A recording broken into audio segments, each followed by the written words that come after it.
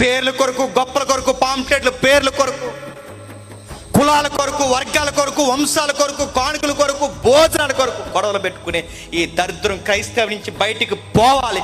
ఉన్న 4 సంఘాలన్న ఐక్యతతో కలిసి చావోరేవో యేసు కోసమే చస్తామన్న గొంతులు బయటికి రావాలి. ఆ 4 చాలండి యేసు. ఇంకొద్దు ఇంకా, ఎందుకంటే నిద్రపోయింది చాలేక. ఎప్పుడు 2% అండి, ఇప్పుడు 2%, ఇంకెప్పటికే 2% అన్నా. ఒక సర్టిఫికెట్లో చెప్పుకోము.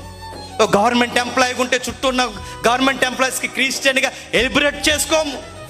ఎక్కడ చెప్పు అసలు క్రిస్టియానిటీ. నువ్వు వచ్చావు సంఘానికి వచ్చి ఎక్కడ చెప్పు, పాస్టర్ గారు వారం అంతా కష్టపడి ఇక్కడ చెబుతారు, నీ పెద్దలంతా కష్టపడి ఇక్కడ వాక్యాన్ని అందిస్తారు. ఆ విన్న వాక్యాన్ని పోయి కనీసం నీ పక్కింటోడితోనో, ఎదురింటోడితో, నీ ఉద్యోగస్తుడితోనో, నీ చదువుకుంటున్న నీ స్నేహితుడి దగ్గర ఎక్కడో దిక్కున వారంలో ఒక్కసారి నీ యేసు కొరకు నోరెత్తి మాట్లాడదు చెప్పు.